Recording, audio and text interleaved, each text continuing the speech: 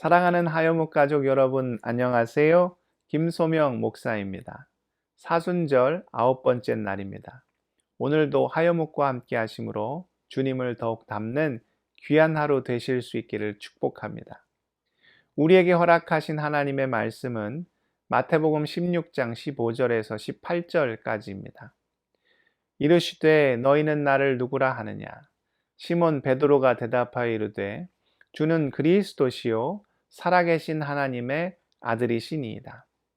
예수께서 대답하여 이르되 바요나 시몬아 내가 복이 있도다.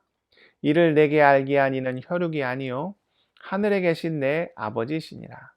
또 내가 내게 이르노니 너는 베드로라. 내가 이 반석 위에 내 교회를 세우리니 음부의 권세가 이기지 못하리라. 아멘. 애석하게도 우리는 많은 교회가 그 본연의 역할을 제대로 감당하지 못하는 그런 시대를 살고 있습니다. 교회가 세상을 걱정해야 하는데 오히려 세상이 교회를 걱정한다고까지 표현하죠. 여러 이유가 있겠으나 세속적 가치와 그 화려함에 흔들려 교회가 그 본질을 잃어버린 것이 가장 뿌리 깊은 원인이 아닐까 합니다. 그런 차원에서 오늘 말씀은 우리에게 주시는 은혜가 참 크다 하겠습니다. 교회가 어떤 고백 위에 서 있어야 하는지, 또 무엇을 회복해야 하는지를 분명히 가르쳐 주고 있기 때문이죠. 본문의 배경은 이러합니다. 예수님께서 가이사라 빌립보에 이르렀을 때 제자들에게 질문하시죠. 사람들이 인자를 누구라 하느냐? 그러자 제자들이 주님에 대한 여러 소문을 이야기합니다. 세례 요한이나 엘리야 혹은 예레미야나 다른 선지자 중 한 사람이라고 합니다. 주님은 사람들의 입에 오르내리는 풍문 말고 함께 동거동락한 제자들이 예수님을 어떻게 생각하는지 궁금하셨습니다. 그래서 다시 물어보시죠. 그렇다면 너희는 나를 누구라고 생각하느냐? 그때 나서기를 좋아하는 베드로가 대답합니다. 주님은 그리스도시요 살아계신 하나님의 아들이십니다. 우리 주님은 그런 베드로를 놀랍게 칭찬하시죠. 바요나 시몬아 내가 복이 있다. 이를 알게 하니는 혈육이 아니요 하늘에 계신 내 아버지시다.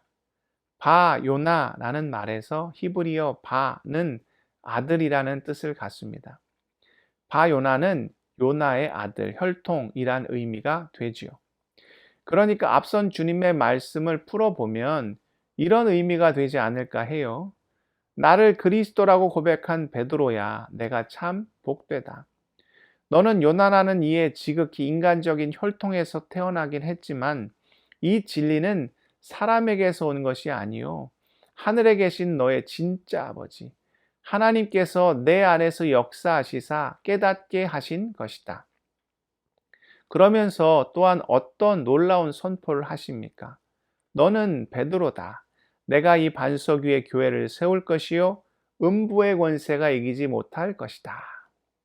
베드로라는 이름 자체가 반석이라는 뜻을 갖죠. 중동 지역에 가면 페트라라는 유적지가 있습니다. 그 페트라가 바로 암석이라는 뜻인데 베드로와 같은 어원을 갖죠. 그러니까 주님은 그를 반석이라 부르시면서 그 위에 교회를 세우시겠다 놀라운 축복을 하신 거죠. 여기서 우리 개신교와 가톨릭의 큰 차이를 발견합니다. 가톨릭은 교회의 기초를 베드로라는 한 사람 위에 둡니다. 그래서 초대 교황이 누굽니까? 사도 베드로죠. 그런데 우리 개신교는 베드로라는 한 인격 위에 교회가 세워졌다 여기지 않습니다. 어떤 특정한 인물이 아니라 베드로가 한 그 놀라운 고백, 바로 그 고백 위에 주님이 교회를 세우셨다 여기죠. 다시 말해 교회의 교회됨의 본질이 이 고백에 있다는 거죠. 오늘 말씀에서 또한 우리가 생각해 보아야 할 것은 이 고백이 어디서 선포되었느냐는 거죠. 장소가 어디입니까? 가이사라 빌립보입니다. 당시 그 지역을 관할했던 분봉왕 빌립이 그곳을 만들었죠. 그래서 도시명에 자기 이름을 넣은 겁니다.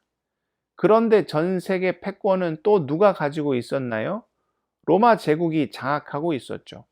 그러니까 황제에게 잘 보이려고 그 아픈 누구의 이름을 황제의 이름인 가이사라를 붙인 거죠. 그렇게 가이사라 빌립보라는 이름이 탄생한 겁니다. 또 구약 시대에는 그곳이 바알갓으로 불렸습니다. 이름에서 그 지역이 바알 신앙의 중심지였다는 것을 알 수 있죠. 정리해 보면 가이사라 빌립보는 어떤 곳이었습니까? 바알을 섬기던 우상 숭배의 중심지요. 왕이 계획하고 만든 많은 물자가 오가는 경제의 중심지요. 또 황제의 이름이 붙어 있으니 권력의 중심지였다는 거죠. 그러니까 한쪽에는 바알 신전이 있고 또 한쪽에는 활발하게 돈 거래가 오가고 다른 한쪽에는 가이사라를 기념하는 황제의 신상이 있던 지극히 세속적인 욕망과 욕심이 충돌하는 그 삶의 한 복판에서 주님이 제자들에게 질문하신 것이죠. 너희는 나를 누구라 하느냐? 그때 세상의 가치와 그 화려함에 흔들리지 않고 오직 예수님만을 바라보며 주님이 그리스도시고 주님이 하나님이십니다. 이 고백이 선포되는 바로 그 자리에 우리 주님의 교회가 온전히 세워진다는 거죠. 주님의 이 질문은 우리에게도 동일하게 적용됩니다. 어찌 보면 우리가 살고 있는 삶의 자리가 가이사라 빌립보와 많이 닮아 있다는 거죠. 어떻게 해야 할까요? 마찬가지로 좌고우면하지 않고 주님의 그리스도 되심을 선포해야 하죠. 오늘날 교회 공동체의 위기는 온전히 붙잡아야 할 이 고백을 잃어버렸기 때문이 아닐까 합니다. 주님이 주인 되셔야 할 그 자리에 세상적 가치가, 세속의 화려함이, 인간적 욕망과 욕심이 자리 잡고 있기 때문은 아닐런지요. 주는 그리스도시요 살아계신 하나님의 아들이십니다. 우리가 속한 모든 믿음의 공동체가 다시 한번 이 고백을 붙잡고 음부의 권세가 감히 어찌할 수 없는 교회의 본질, 교회의 교회됨을 온전히 회복할 수 있기를 주님의 이름으로 축복합니다. 기도하겠습니다. 사랑의 하나님, 교회의 본질이 회복되기를 원합니다. 주는 그리스도시요 살아계신 하나님의 아들이십니다. 모든 교회가 온전히 이 고백을 붙잡고 예수 그리스도의 머리 되심을 온전히 바라보는 건강한 믿음의 공동체로 바로 설 수 있도록 함께하여 주시옵소서. 오늘 일하는 귀한 선물을 우리에게 허락해 주셨습니다. 주여 능력을 부어주셔서 모든 일 잘 감당케 하시고 감사와 기쁨과 찬양이 충만한 하루 되게 온전히 허락하여 주옵소서. 모든 말씀 예수 그리스도의 이름으로 기도드리옵나이다. 아멘.